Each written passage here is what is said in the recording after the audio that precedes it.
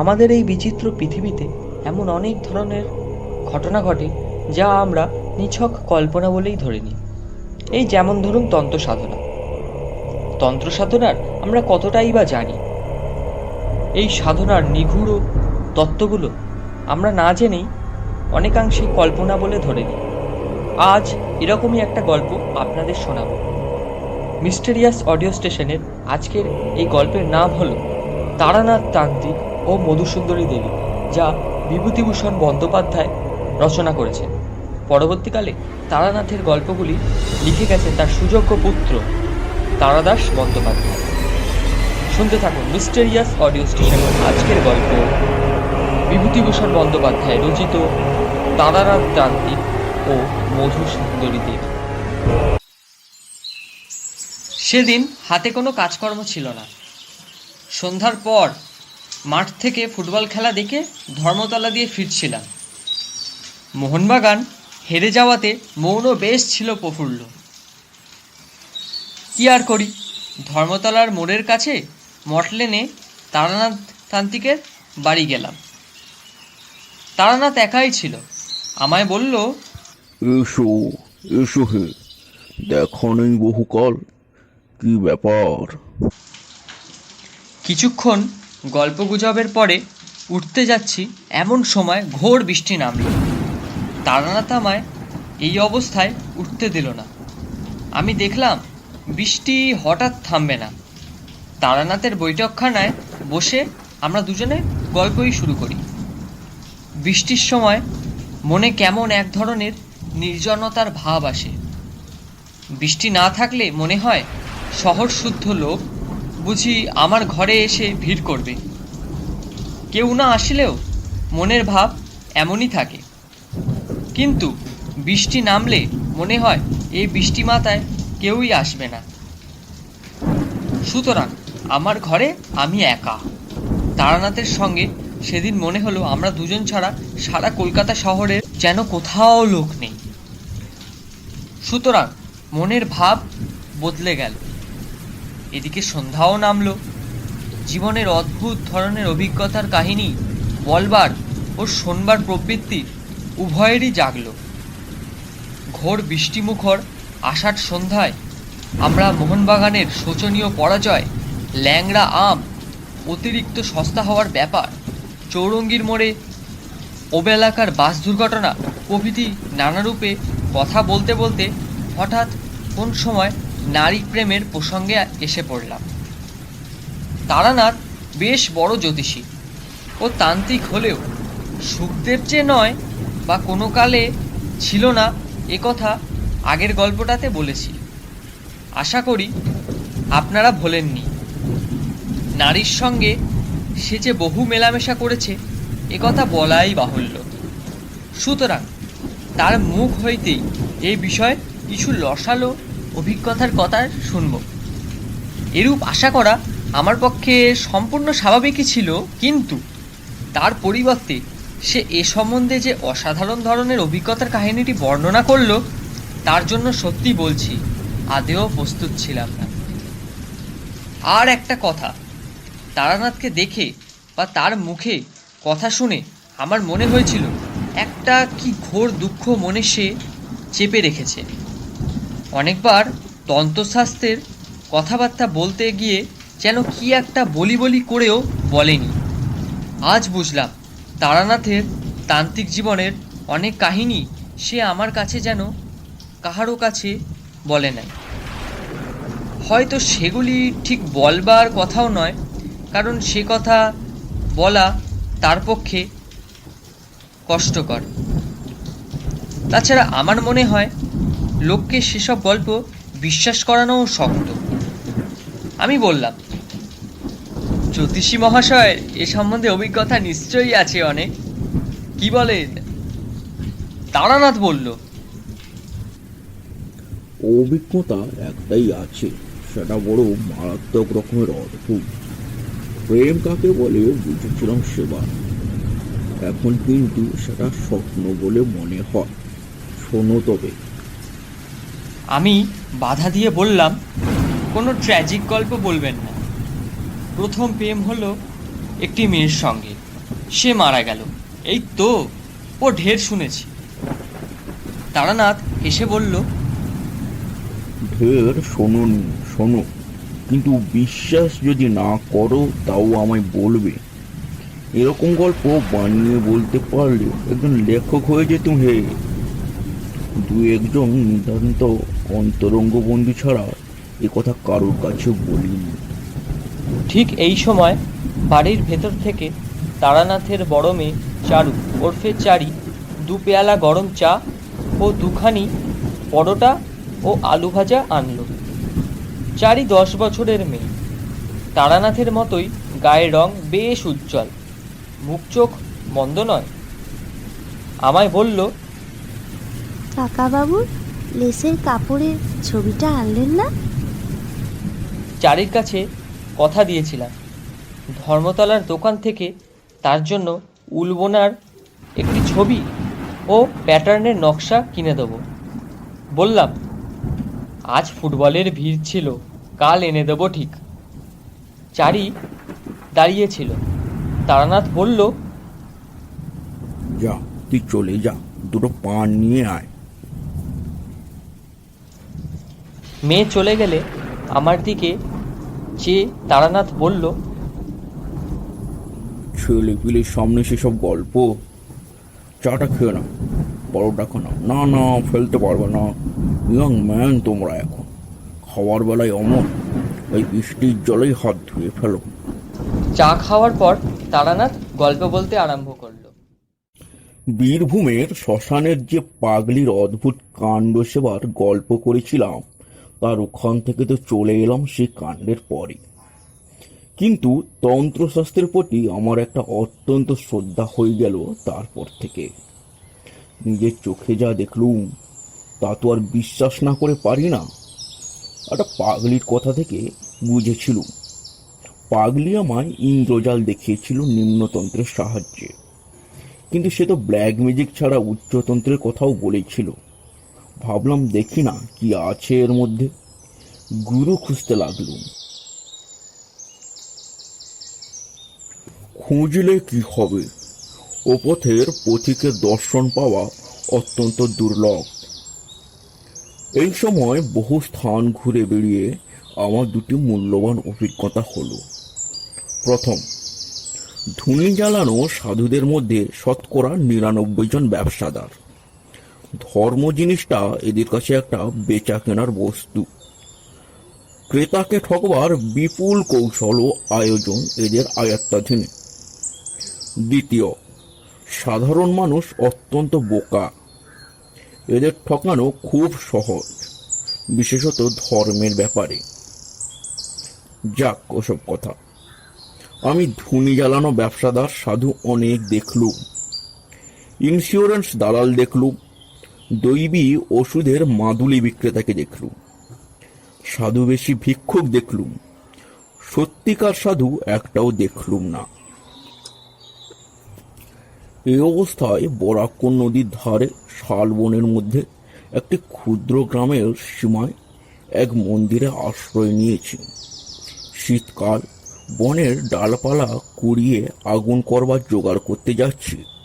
এমন সময় একজন শ্যামবর্ণ, ঋজু ও দীর্ঘাকৃতি পৌর সাধু দেখি একটা পুঁটলি বগলে মন্দিরে ঢুকছেন। আমি গিয়ে ষষ্ঠাঙ্গে প্রণাম করলুম। তুই যে দেখছি বড় ভক্ত, কি চাস এখানে? বাড়ি ছেড়ে দেখছি রাগ করে বেরিয়েছিস। আমি বিনীত প্রতিবাদের সুরে বলতে গেলুম, রাগ নাই বাবাজি, বৈরাগ্য। সাধুজি হেসে বললেন, যে কথাটা পাগলিও বলেছিল।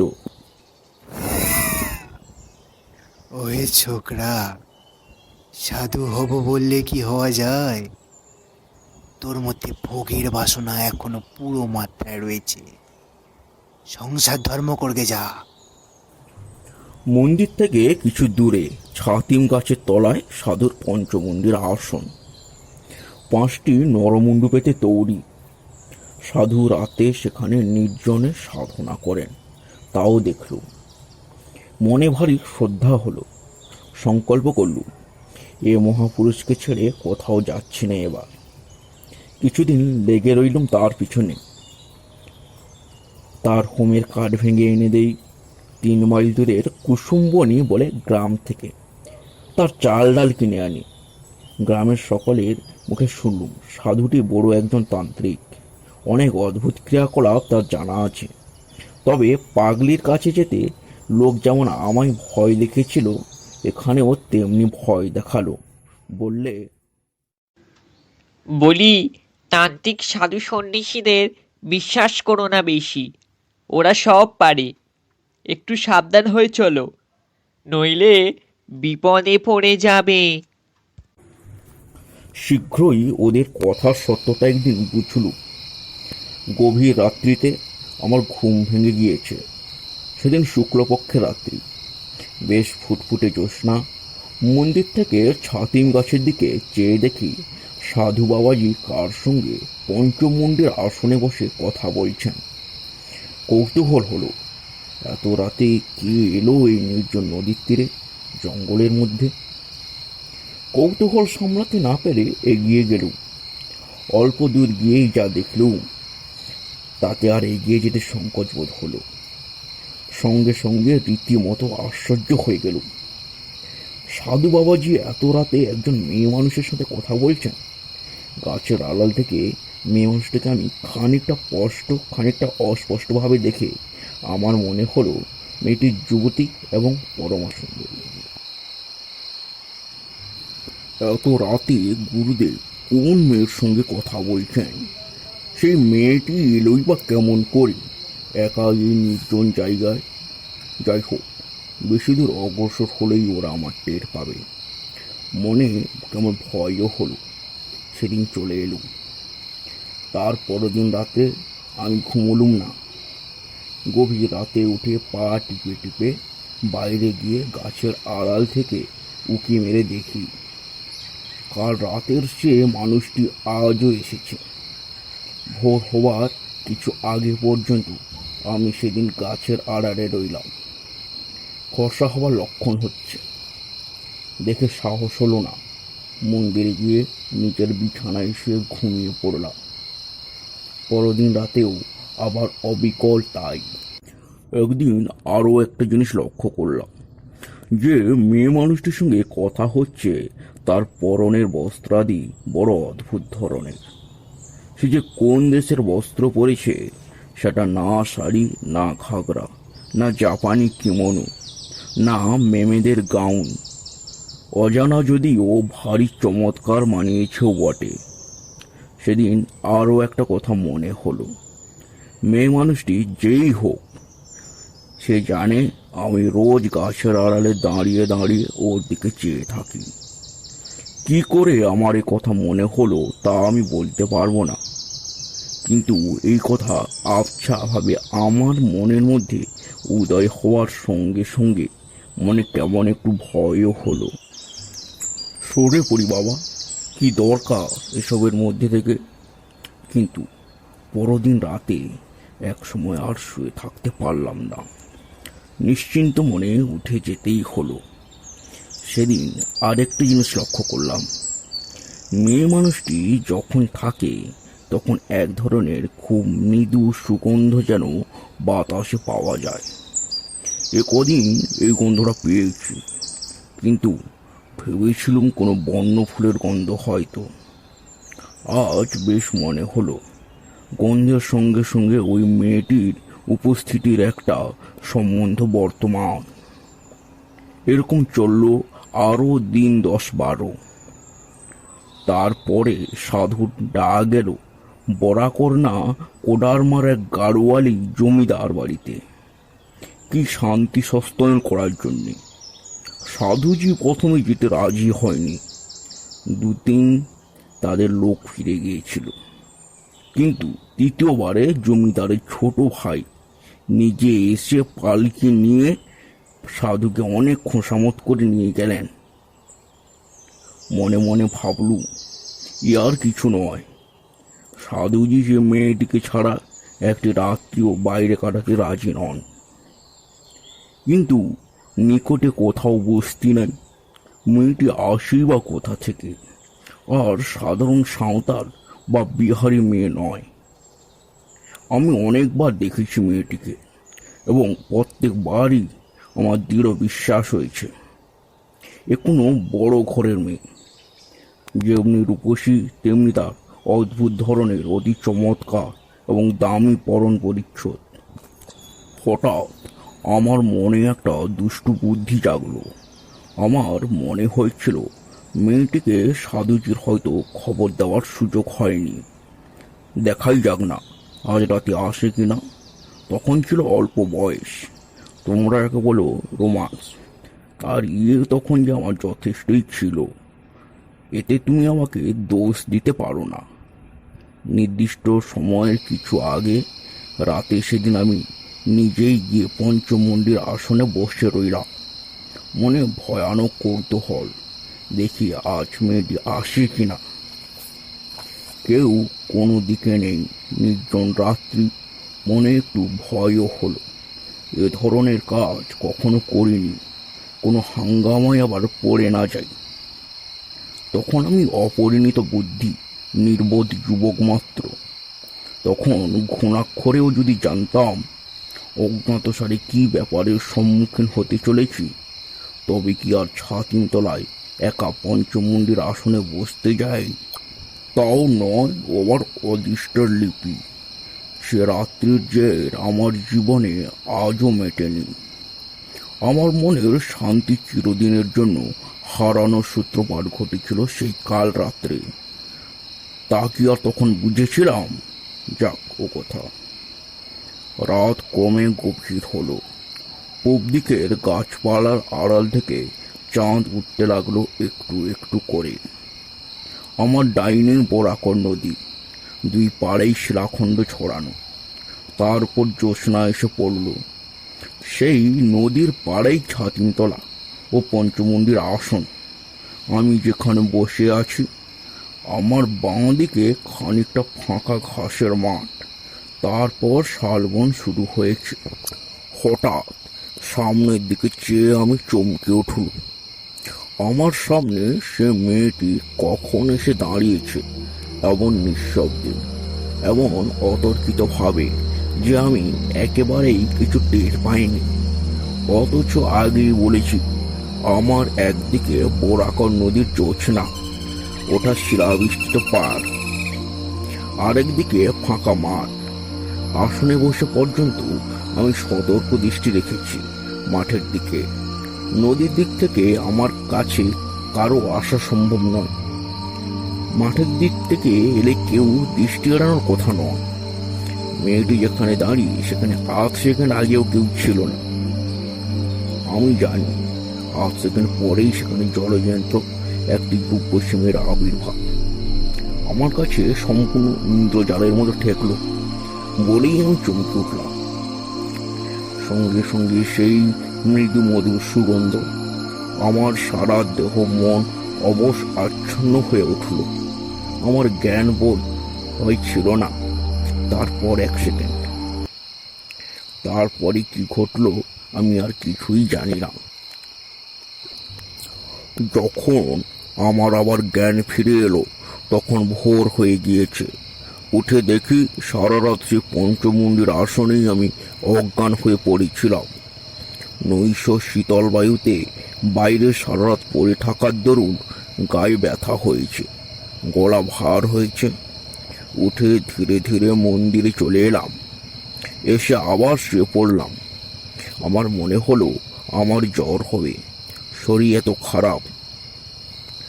পরদিন সারাদিন কিছু না খেয়েই শুয়েই রইলাম, আর কেবলই কাল রাত্রের কথাটা ভাবি। মেয়েটি কে, কি করে অমন নিঃশব্দে অতর্কিতে এখানে এলো? এ তো একেবারে অসম্ভব। অসামান্য রূপসী যে মেয়েটি অজ্ঞান হওয়ার পূর্বে ওই কয়েক সেকেন্ডের মধ্যেই তা আমি দেখে নিয়েছিলুম। আমি অজ্ঞান হয়ে পড়ে রইলাম। এর কোনো যুক্তিসঙ্গত কারণ খুঁজে পেলাম না। অথচ সেই কথা নিয়ে মনের মধ্যে তোলপাড় করাও সারাদিন আমার ঘুঁচল না। বিকেলের দিকে সাধু বাবাজি গাড়োয়ালি জমিদারের বাড়ি থেকে ফিরলেন। আমার জন্য লাড্ডু, কচুরি এবং একটা মোটা সুতির চাদর এনেছেন। তার নিজের জন্য জমিদার বাড়ি থেকে ভালো একখানা পশমি আলোয়ান দিয়েছে। আমায় বললেন, শুয়ে কেন? ওঠো, জিনিসগুলো রেখে দাও। অতি কষ্টে উঠে সাধুর কাছ থেকে পুঁটলিটা নিলাম। তিনি আমার দিকে চেয়ে বললেন, কি হয়েছে? অসুখ বিসুখ নাকি? কিছু জবাব দিলাম না। সাধু স্নান করতে গেলেন এবং এসে জমিদার বাড়ির কি কাণ্ড কিরকম তারই সবিস্তারে বর্ণনা করতে লাগলেন। আমায় বললেন, তোমার কি হয়েছে বলো তো? অমন মন মরা ভাব কেন? বাড়ির জন্য মন কেমন করছে বুঝি? বলেছি তো বাবা, তোমরা ছেলে ছোকরারা এ পথে নামলেই কি নামা যায় রে বাবু? বড় কঠিন পথ। সেই রাত্রে আমার খুব জ্বর এলো। কতদিন ঠিক জানি না, অজ্ঞান অচৈতন্য রইলাম। জ্ঞান হলেই দেখতাম সাধু শিওরে বসে আছেন। বোধহয় তারই সেবা যত্নে এবং দোয়ায় সেবার ক্রমে সেরে উঠলাম। সেরে উঠে একদিন গাছতলায় বসেছি দুপুরের পরে। সাধু বললেন, ছেলে ছোকরা কি না, কি কাণ্ডটাই বাঁধিয়ে বসেছিলে বাপু। এবার তো বাঁচতে না, অতি কষ্টে বাঁচাতে হয়েছে। আচ্ছা বাবু, পঞ্চমুণ্ডির আসনে কি জন্য গিয়েছিলে সেদিন রাত্রে? আমি তো অবাক, কি করে জানলেন ইনি? আমি তা কোনো কথাই বলিনি। হঠাৎ আমার সন্দেহ হলো, সেই অদ্ভুত মেয়েটির সঙ্গে নিশ্চয়ই সাধুর ফিরে এসে দেখা হয়েছে। সেই বলেছে। আমাকে চুপ করে থাকতে দেখে বললেন, ভাবছো আমি কি করে জানলাম না? আরে বাবু, কতটুকুই বা তোমরা বোঝো আর কতটুকুই বা তোমরা জানো? তোমাদের দেখে দয়া হয়। ভয়ে ভয়ে বললাম, আপনি জানলেন কি করে? আরে পাগল, তুমি তো জ্বরের ঘরে বলেছিলে ওই সব কথা, নইলে জানবো কি করে? যাক, প্রাণে বেঁচে গিয়েছো এই ঢের। আর কখনো ওরকম পাগলামি করতে যেও না। আমি চুপ করে রইলাম। তাহলে আমি বিকারের ঘরে সব ফাঁস করে দিয়েছি। সেই দিন মনে মনে সংকল্প করলাম, দু একদিনের মধ্যেই এখান থেকে চলে যাব, শরীরটা একটু সুস্থ হয়ে উঠলেই। কিন্তু আমার ভাগ্যলিপি অন্যরকম।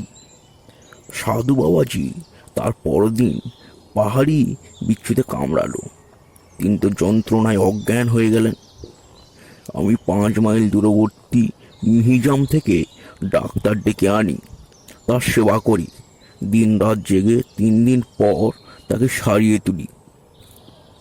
দিন 10 পরে আমি একদিন বললাম, সাধুজি, আমি চলে যেতে চাই। সাধু বিস্মিত হয়ে বললেন, চলে যাবে? কোথায়? এখানে থেকেই বা কি হবে? আমার তো কিচ্ছু হচ্ছে না। মিছে বসে থাকা আর মন্দিরের প্রসাদে ভাগ বসানো, দুটি পেটের ভাতের লোভে আমি তো এখানে বসে নেই। সাধুজি চুপ করে গেলেন, তখন কোনো কথা বললেন না।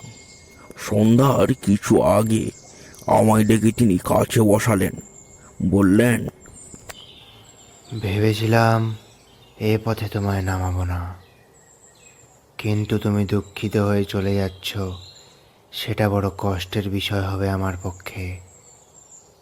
তুমি আমার যথেষ্ট উপকার করেছ, নিজের ছেলের মতো সেবা করেছ। তোমাকে কিছু দিতে চাই। তার আগে একটা কথা বলি, তোমার সাহস বেশ আছে তো?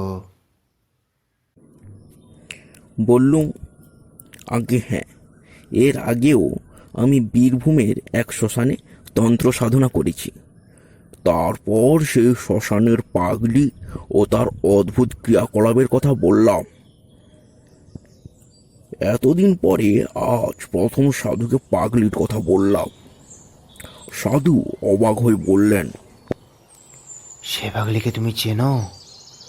আরে, সে যে অতি সাংঘাতিক মেয়ে মানুষ।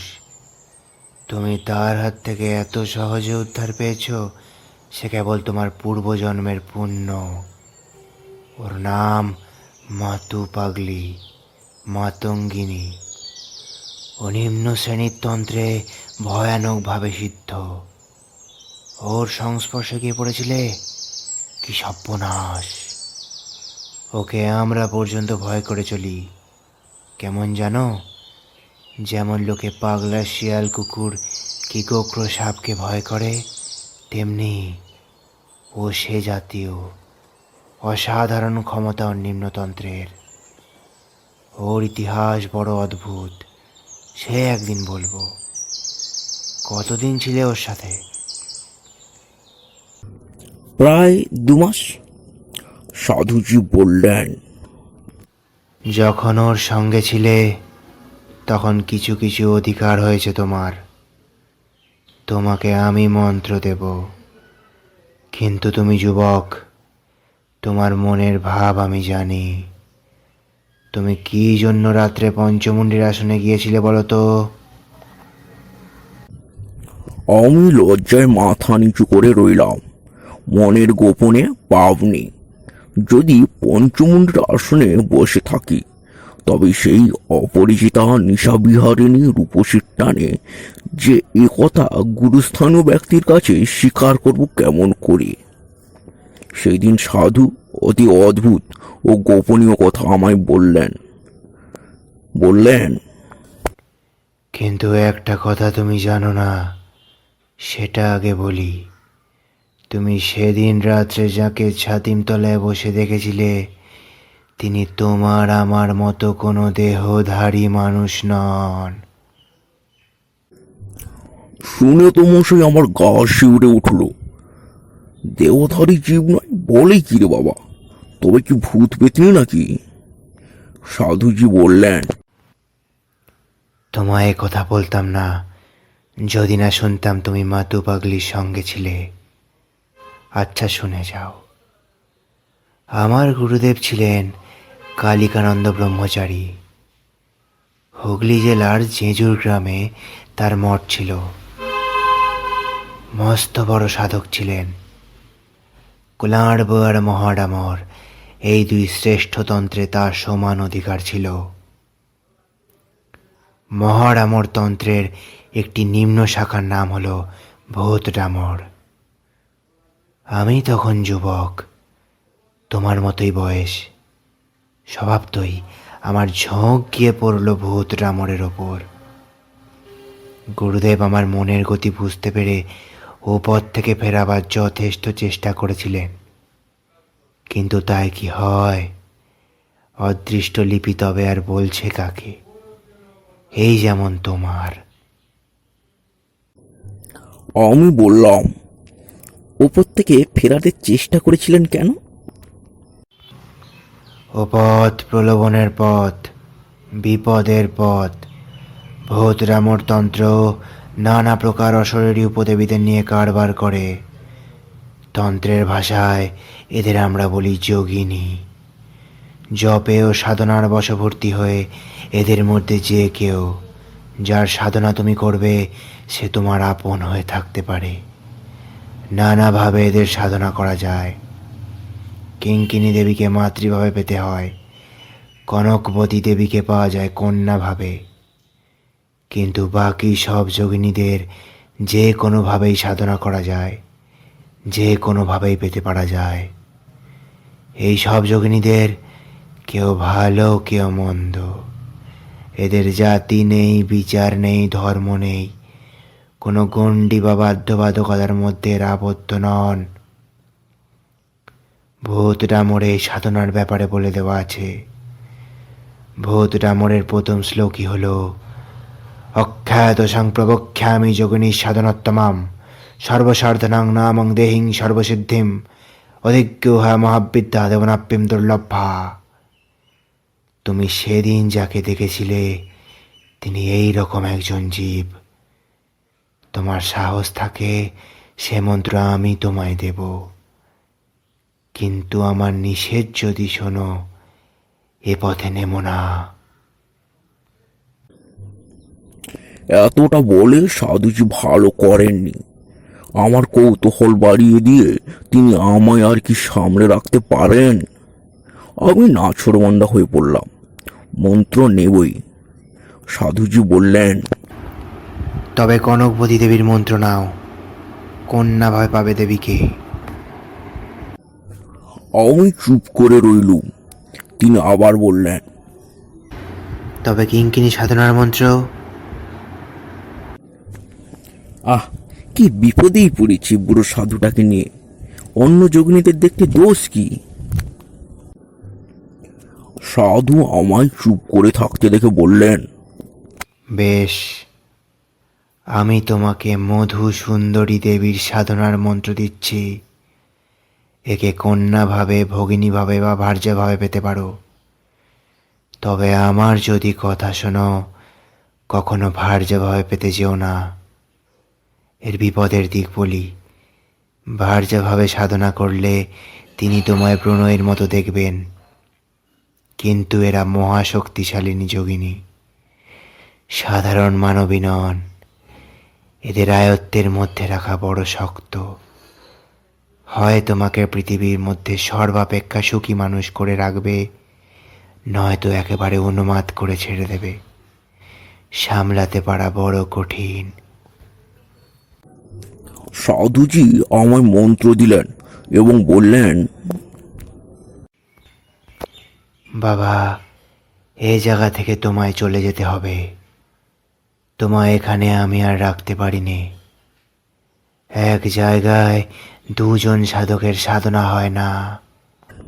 বেশ ভালো, আমিও তা চাইনি। আমার ভয় ছিল হয়তো সাধুজিও মাতু পাগলির মতো হিপনোটিজম জানে এবং খানিকটা অভিভূত করে যা তা দেখাবে। তারপর আমি তারানাথের কথায় বাধা দিয়ে বললাম, কেন? আপনি যে স্বচক্ষে পঞ্চমুণ্ডির আসনে কি মূর্তি দেখেছিলেন, তখন তো সাধু সেখানে ছিলেন না। তারপর আমার টাইফয়েড জ্বর হয়, বলিনি? হয়তো পঞ্চমুণ্ডির আসনে যখন বসে তখনই জ্বর আসছে। সে সময় জ্বরের পূর্বাবস্থায় অসুস্থ মস্তিষ্কে কি বিকার দেখে থাকবো? হয়তো চোখের ধাঁধা। জ্বর ছেড়ে সেরে ওঠে এ সন্দেহ আমার হয়েছিল। সত্যি কথা বলছি। যাক সে কথা। তারপর সেখান থেকে চলে গেলাম বরাকর নদীর ধারে আর একটা নির্জন জায়গায়। ওখান থেকে 5-6 মাইল দূরে একটা গ্রাম ছিল। কিছু দূরে থাকতাম গ্রামের বারোয়ারি ঘরে। গ্রামের লোক যে যা দিত তাই খেতাম, আর সন্ধ্যার পরে নদীর ধারে নির্জনে বসে মন্ত্রজপ করতাম। এইরকম 1 মাস কেটে গেল, 2 মাস গেল, 3 মাস গেল, কিছুই দেখিনি। মন্ত্রের উপর বিশ্বাস ক্রমেই যেন কমে যাচ্ছে। তবুও মনকে বোঝালাম 6 মাস পরে পুণ্যাহুতি ও হোম করার নিয়ম বলে দিয়েছে সাধুজি। তার আগে কিচ্ছু হবে না। 6 মাস পূর্ণ হলো। সাধুজি যেমন বলে দিয়েছিল ঠিক সব নিয়ম পালন করলাম। পদ্মাসনং সমস্থায় মৎস্যেন্দ্রনাথ সমর্তম আমি সান্নৈ পপুষ্যপুই সংপূজ্য মধুসুন্দরী।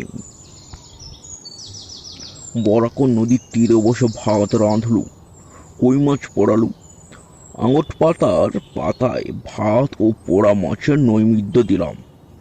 ডুমুরের সমিত দিয়ে বালির উপর হোম করে ওং টং ঠং রিং হা হং মধুসুন্দর্যৈ নমঃ এই মন্ত্রে আহুতি দিলাম। জাতি ফুলের মালা নিতান্ত দরকার। কত দূর থেকে খুঁজে জাতি ফুলের মালা এনেছিলাম। তার মালা ও চন্দন আলাদা কলার পাতায় রেখে দেবীর উদ্দেশ্যে নিবেদন করে ধ্যানে বসলাম। সারা রাত কেটে গেল। বললাম, কিছু দেখলেন? কাকস্য পরিবেদনা। ঘি চন্দন মিষ্টি কিনতে কেবল কতগুলো পয়সার সাধ্য হয়ে গেল। ধ্যান জপ হোমে কিছুই ফলল না। রাগ করে টান মেরে সব নৈবেদ্য ফেলে দিলাম নদীর জলে। ব্যাটার সাধু বিষম ঠকিয়েছে। কোন ব্যাটার কোনো ক্ষমতা নেই। যেমন মাতু পাগলি তেমনি এ সাধু। তন্ত্রতন্ত্র সব বাজে, খানিকটা হিপনোটিজম জানে, তার বলে মূর্খ গ্রাম লোককে ঠকিয়ে খায়। এসব ভাবি বটে, জবটা কিন্তু ছাড়তে পারেনি, অভ্যেস মতো করেই যায়। ওটা যেন একটা বদ অভ্যেসে দাঁড়িয়ে গিয়েছিল। এভাবে আরও মাস 4-5 কেটে গেল। একদিন সন্ধ্যার পরেই, রাত তখন হয়েছে সবে আধ ঘন্টাও হয়নি, আমি একটা গাছের তলায় বসে জব করছি। অন্ধকার হলেও খুব ঘন হয়নি তখনও। হঠাৎ তীব্র কস্তুরীর গন্ধ অনুভব করলাম বাতাসে। বেশ মন দিয়ে শুনে যাও, এক বর্ণ মিথ্যা বলিনি। যা যা হলো একটার পর একটা বলছি, মন দিয়ে শোনো। কস্তুরীর গন্ধটা যখন সেকেন্ড 4-5 পেয়েছি, তখন আমার সেদিকে মন গেল। ভাবলুম, এ দেখছি অবিকল কস্তুরীর গন্ধ। বাহ, পাহাড়ের এই জঙ্গলে কত সুন্দর অজানা বনফুলি আছে। তারপরেই আমার মনে হলো, আমার পেছনে অর্থাৎ যে গাছটার তলায় বসেছিলাম তার গুঁড়ির আড়ালে কে একজন এসে দাঁড়িয়েছে। আমি পেছন থেকে দেখতে পাচ্ছি না বটে, কিন্তু অনেক সময় লোকের উপস্থিতি চোখে না দেখেও এভাবে ধরা যায়। আমার সমস্ত ইন্দ্রিয় তখন যেন অতিমাত্রায় সজাগ ও সতর্ক হয়ে উঠেছে। বাতাস যেন বন্ধ হয়ে গেল। সমস্ত শরীর দিয়ে যেন গরম আগুনের হলকা বেরোচ্ছে মনে হলো। আবার অজ্ঞান হয়ে যাব নাকি ভয় হলো মনে। ঠিক সেই সময় আমার সামনে দেখলাম একটি মেয়ে দাঁড়িয়ে। আধ সেকেন্ড আগেও তিনি সেখানে ছিলেন না, ঠিক সেই পঞ্চমুণ্ডের আসনে বসার রাত্রে সেই অভিজ্ঞতার পুনরাবৃত্তি। কিন্তু এবার মনে মনে দৃঢ় সংকল্প করলাম, জ্ঞান হারাবো না কখনোই। মেয়েটি দেখি ঈষৎ ভুকুরির সঙ্গে আমার দিকে চেয়ে রয়েছে। জিজ্ঞাসা করলাম, নিজের চোখে এমনি এক মূর্তি দেখলেন আপনি? আমার কথার মধ্যে হয়তো একটু অবিশ্বাসের গন্ধ পেয়ে তারানাথ উগ্র প্রতিবাদের সুরে বলল, নিজের চোখে সুস্থ শরীরে বিশ্বাস করো আর না করো সে আলাদা কথা, কিন্তু যা দেখেছি তাকে মিথ্যা বলতে পারবো না। কি রকম দেখলেন? কেমন চেহারা? ভারী রূপসী যদি বলি কিছুই বলা হলো না। মধুসুন্দরী দেবীর ধ্যানে আছে। উদ্যত ভানু প্রতিকাশা বিদ্যুৎ পুঞ্জ নিভাসতি। নীলাম্বর পরিধানা মহৎ বিল্লোচনা। নানালঙ্কার শোভাড্ডা কস্তুরী গন্ধ মোদিতা। কমলাঙ্গী স্মরমুখী পিনত্তুম পৌদ্ধম। অবিকল সেই মূর্তি। তখন বুঝলাম, দেবদেবীর ধ্যান মন গড়া কথা নয়। সাধককে প্রত্যক্ষ না করলে এমন বর্ণনা দেওয়া যায় না। আপনি কোনো কথা বললেন? কথা? আমার চেতনা তখন লোপ পাওয়ার মতো হয়েছে। তো কথা বলেছি। পাগল তুমি? সে তেজ সহ্য করা আমার কর্ম। সাধারণ মানবীর মতো তার কোনো জায়গাই নয়। ওই যে বলেছে মদ বিল্লোচনা। ওরে বাবা, সে চোখের কি ভাব! ত্রিভুবন জয় হয় সে চোখের চাউনিতে। আমি অধীর হয়ে বললাম, বর্ণনা রাখুন, কি কথা হলো বলুন। কথাবার্তা যা হয়েছিল সব বলার দরকার নেই। মোটের উপর সেই থেকে মধুসুন্দরী দেবী প্রতি রাতে আমায় দেখা দিতেন। নদীর তীরে সেই নির্জন জায়গায় তাকে চেয়েছিলাম প্রিয়ারূপে।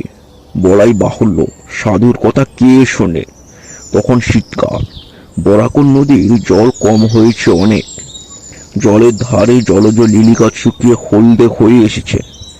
আগে যেখানে জল ছিল সেখানে বালির উপর অভ্রকণা জ্যোৎস্না রাতে চকচক করে। বরাকর নদীর দুপারে শালবন পাতা ঝরিয়ে দিচ্ছে। আকাশ রোজ নীল, রাত্রে শুক্লপক্ষের জ্যোৎস্না বড় মনোরম শোভা। সেই সময় থেকে 3 মাস দেবী প্রতি রাত্রে দেখা দিতেন। সত্যিকার বাঁচা বেঁচেছিলাম ওই 3 মাস। এসব কথাও বলা এখন আমার পক্ষে বেদনাদায়ক। কত বেদনাদায়ক তুমি জানো না। আমার জীবনের যা সর্বশ্রেষ্ঠ আনন্দ তা পেয়েছিলাম ওই 3 মাস। দেবী বটে, মানুষের সাধ্য নেই অমন ভালোবাসা, অমন নিবিড় বন্ধুত্ব দান করা। সে এক স্বর্গীয় দান, সে তুমি বুঝবে না। তোমায় কি বোঝাবো? তুমি আমায় অবিশ্বাস করবে, মিথ্যেবাদী না হয় পাগল ভাববে। হয়তো ভাবছো এতক্ষণ, তুমি কেন, তোমার স্ত্রী আমার কথা বিশ্বাস করবে না বলে আমায় তান্ত্রিক সাধু পাগল করে দিয়েছিল গুণজ্ঞান করে। কিন্তু সে সুখের প্রকৃতি ভীষণ তেজস্কর মদিরার মতো। আমাকে তার নেশা দিনে দিনে কেমন যেন অপ্রকৃতিস্থ করে দিতে লাগলো। কিছু ভালো লাগে না, কেবল মনে হয় কখন সন্ধ্যা নামবে বরাকর নদীর শালবনে, কখন দেবী মধুসুন্দরী নায়িকার বেশে আসবেন। সারা রাত্রি কোথা দিয়ে কেটে যাবে স্বপ্নের মতো, নেশার ঘোরের মতো। আকাশ নক্ষত্র দিক বিদিকের জ্ঞান লুপ্ত হয়ে যাবে কয়েক প্রহরের জন্য। কয়েক প্রহরের জন্য সময় স্থির হয়ে নিশ্চুপ হয়ে স্থানুর মতো অচল হয়ে থেমে থাকবে বরাকর নদীর তীরের বনপ্রাঙ্গণে। একদিন ঘটল বিপদ। একটি সাঁওতালি মেয়ে রোজ নদীর ঘাটে জল নিতে আসে। সুঠামটা দেহের গঠন, নিকটেই বস্তিতে তার বাড়ি।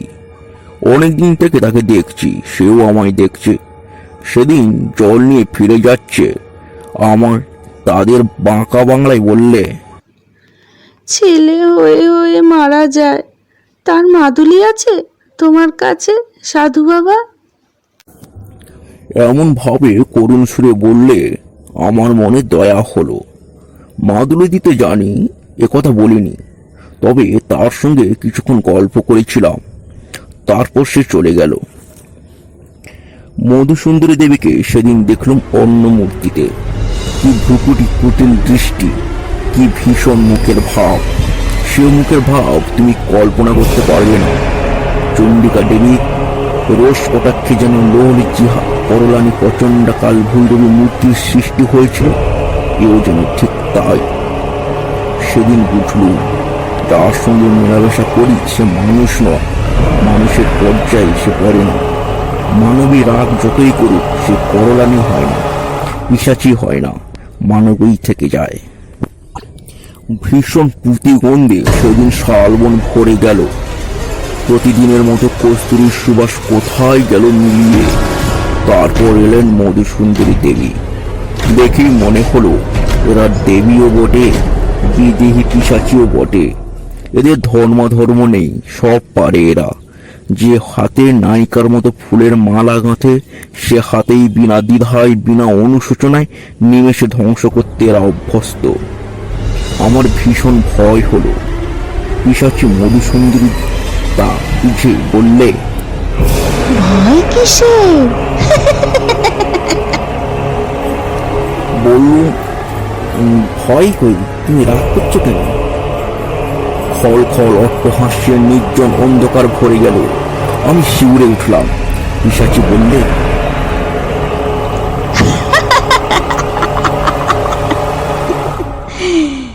সব চিনতে পারবে? অন্ধকার রাতে সাঁওতালদের কোনো বউয়ের সব তোমার সামনে দিয়ে যদি ভেসে যায়, চিনতে পারবে? তুমি না যদি চিনতে পারো, দুটি সবে জড়াজড়ি করে ভেসে থাকলে অন্য লোকে সকালে নিশ্চয়ই চিনবে। হাত জোর করে বললুম, দেবী তোমায় ভালোবাসি। ও মূর্তি আমায় দেখিও না, আমায় মারও, ক্ষতি নেই। কিন্তু অন্য কোনো নিপরাধীনের স্ত্রীলোকের প্রাণ কেন নেবে? দয়া করো। বহু চেষ্টার প্রসন্ন করলুম। তখন আবার যে দেবী সে দেবী বললেন, সেই সাঁওতালের মেয়ের মূর্তিতে আমায় দেখতে চাও? সেই মূর্তিতে এখনই দেখা দেব। বলতে বলতে সেই সাঁওতালদের মেয়েটি আমার সামনে দাঁড়িয়ে, বরং আরো নিটল গড়ন শরীরের, মুখের ভাব আরো কমনীয়। বললুম, ও চাই না, তোমার মূর্তি দেখাও দেবী। সেই রাত্রি থেকে বুঝলুম কাল সব নিয়ে খেলা করছি। গুরুদেব বারণ করেছিলেন এই জন্যে, হয়তো একদিন মরব এরই হাতে। সাপরে সাপ খেলায় মন্ত্রে, আবার বেকায়দায় পড়লে সাপের ছোবলেই মরে। এভাবে বেশি দিন কিন্তু ছিল না। কিছুদিন পরে পিশাচী মূর্তি ভুলে গেলুম দেবীর অনুপম প্রেমে ও মধুর ব্যবহারে।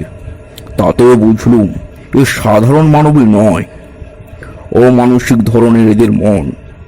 মানুষের বিবর্তনের জীব এরা নয়, হয় তার উপরে নয় তার নিচে।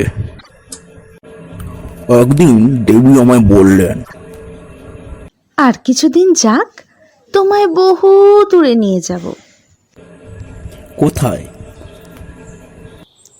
সে বলবো না এখন।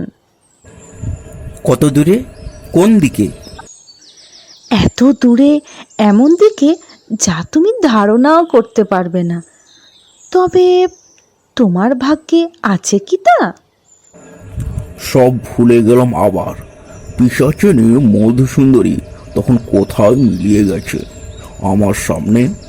হাস্যলাস্যময় যৌবন চঞ্চলা মুগ্ধ স্বভাবা অপরূপ রূপসী এক তরুণ নারী, দেবী বটে। আমি আবার কিসের নেশায় অভিভূত হয়ে পড়লুম, মাথার ঠিক রইল না। একদিন বললেন, বিপদ আসছে তোমার, তৈরি হও। কি বিপদ? তা বলবো না। প্রাণ সংশয়ের বিপদ? তা বলবো না। তুমি অভয় দিলে বিপদ কিসের? আমি ঠেকাতে পারবো না, কেউ ঠেকাতে পারবে না। যা আসছে তা আসবেই। কথা খেটে গেল শিগগিরই। খুব বেশি দেরি হয়নি। 3 মাস পরে আমার বাড়ি থেকে লোকজন সন্ধানে সন্ধানে সেখানে গিয়ে হাজির। গ্রামের লোক তাদের বলেছে কে একজন পাগল, বোধহয় বাঙালি হবে, অল্প বয়স, বরাকন নদীর ধারে শালবনে সন্ধ্যাবেলা বসে থাকে আর আপন মনে বিড় বিড় করে বকে। আমার এই অবস্থায় গাঁয়ের অনেকেই নাকি দেখেছে। তাই শুনে বাড়ির লোক আমায় গিয়ে খুঁজে বার করলো। ছেঁড়া ময়লা কাপড় পরনে, মাথায় জট, গায়ে খড়ি উঠছে। এই অবস্থায় নাকি আমায় ধরে বাড়ি ধরে আনার জন্য টানাটানি। আমি কিছুতেই আসবো না, ওরাও ছাড়বে না। আমার তখন সত্যিই জ্ঞান নেই, সত্যিই আমি ক্ষিপ্ত, উন্মাদ। ওরা হয়তো আমায় আনতে পারত না, কিন্তু যে দেবীকে পেয়েছিলাম প্রণয়িনী রূপে, তিনি নিরুৎসাহ করলেন। কি রকম? ওরা ধরে গিয়ে নিকটবর্তী গ্রামের একটি গোয়াল ঘরে আমায় বেঁধে রেখেছিল। গভীর রাত্রে বাঁধন ছিঁড়ে ওদের হাত থেকে লুকিয়ে পালিয়ে সেই একটি রাত মধুসুন্দরী দেবীর সঙ্গে দেখা করেছিলাম। দেবীকে বললাম, আমি নদী তীরে তীর্থস্থান ছেড়ে কোথাও যাব না। তিনি নিষ্ঠুর হাসি হেসে বললেন, যেতে হবেই, এই আমার অদৃষ্ট লিপি। অদৃষ্টের বিরুদ্ধে তিনি অত বড় শক্তিশালিনী যোগিনী হয়েও যেতে পারেন না। তিনি জানেন এই রাতের পরে জীবনে তার সঙ্গে আর কখনো দেখা হবে না। আগে থেকে বলে তৈরি করে রাখতে চেয়েছিলেন। এই জন্যেই দেবী ত্রিকোণাজ্ঞা, তাকে জিজ্ঞাসা করিনি কি করে তিনি একথা জানলেন। হলো তাই। বাড়ি আসার পর সবাই বললে কে কি খাইয়ে পাগল করে দিয়েছে। দিন কতক উন্মাদের চিকিৎসা চলল। বছর খানেক পরে আমার বিয়ে দিয়ে দেওয়া হলো। সেই থেকে আমি সংসারী। আমি জিজ্ঞাসা করলাম, আর কখনো মন্ত্র জপ করে তাকে আহ্বান করেননি কেন? বাবরে, এ কি ছেলে খেলা! মারা যাব শেষে। অন্য নারী জীবনে এলে তিনি দেখা দেবেন, সে চেষ্টাও কখনো করেনি। সে কতকাল হয়ে গেল, সে কি আজকের কথা? আচ্ছা, এখনো আর তাকে দেখতে ইচ্ছা হয় না? বৃদ্ধ তারানাথ উৎসাহে উত্তেজনায় বালিশ বুকে দিয়ে খাড়া হয়ে উঠে বসলো। ইচ্ছে হয় না, কে বলেছে? বললুম তো, ওই 3 মাসই বেঁচেছিলাম। দেবী এসেছিলেন মানুষই হয়ে। এদিকে ষড়যন্ত্র শালিনী শক্তিরূপিণী দেবী তেজে কাছে ঘেঁষা যায় না, অথচ কি মানবী হয়ে যেতেন। যখন ধরা দিতেন আমায়, টিয়ার মতন আসতেন কাছে। অমনি মিষ্টি, অমনি ঠোঁট ফুলিয়ে মাঝে মাঝে অভিমান। বরাকর নদীর ধারের শালবন রাত্রির পর রাত্রি তার মধুর হাসিতে জ্যোৎস্নার মতো উজ্জ্বল হয়ে উঠত। এমনি কত রাত ধরে এক এক সময় ভ্রম হতো তিনি সত্যিই মানুষই হবেন বটে। বিদায় নিয়ে যাবার সেই রাত্রিতে বললেন, নদী তীরের এই 3 মাসের জীবন আমিও কি ভুলবো ভেবেছ? আমাদের পক্ষেও সুলভ এ নয়। ভেবো না আমরা খুব সুখী। আমাদের মতন সঙ্গীহারা বন্ধুহারা জীব কোথায় আছে? প্রেমের কাঙাল আমরাও। কতদিন পরে একজন মানুষে আমাদের সত্যিকার চাওয়া চায়, তার জন্য আমাদের মন সর্বদা তৃষিত হয়ে থাকে। কিন্তু তাই বলে নিজেকে সহজলভ্য করতে পারি না। আগ্রহ করে যে না চায় তার কাছে যাইনে, সে আমার প্রেমের মূল্য দেবে না, নিজেও আনন্দ পাবে না। যা কিনা পাওয়া যায় বহু চেয়ে পাওয়ার পরে। কিন্তু আমাদের অদৃষ্ট লিপি কোথাও চিরদিন থাকতে পারিনি। কি না কি ঘটে যায়, ছেড়ে চলে যেতে হয় অনিচ্ছা সত্ত্বেও। কজন আমাদের ডাকে, কজন বিশ্বাস করে। সুখী ভেবো না আমাকে। বললাম, এত যদি সুখের ব্যাপার, তবে আপনি ভয়ঙ্কর বলেছিলেন কেন আগে? ব্যাপার ভয়ঙ্কর এই জন্য যে আমার সারা জীবনটা মাটি হয়ে গেল ওই 3 মাসের সুখ ভোগে। কোনো দিকে মনই দিতে পারিনি। মধ্যে তো দিন কতক উন্মাদ হয়ে গিয়েছিলাম বিয়ের পরেও। তারপর সামলে উঠে এই জ্যোতিষের ব্যবসা আরম্ভ করে যা হয় একরকম। সেও দেবীরই দয়া। তিনি বলেছিলেন, জীবনে কখনো অন্য কষ্টে আমায় পড়তে হবে না। পড়তে কখনো হয়নি, কিন্তু ওতেই কি আর আনন্দ দেয় জীবনে? তারানাথ গল্প শেষ করে বাড়ির ভিতরে যাবার জন্য উঠল। আমিও বাইরে বেরিয়ে ধর্মতলার মোড়ে আসলাম।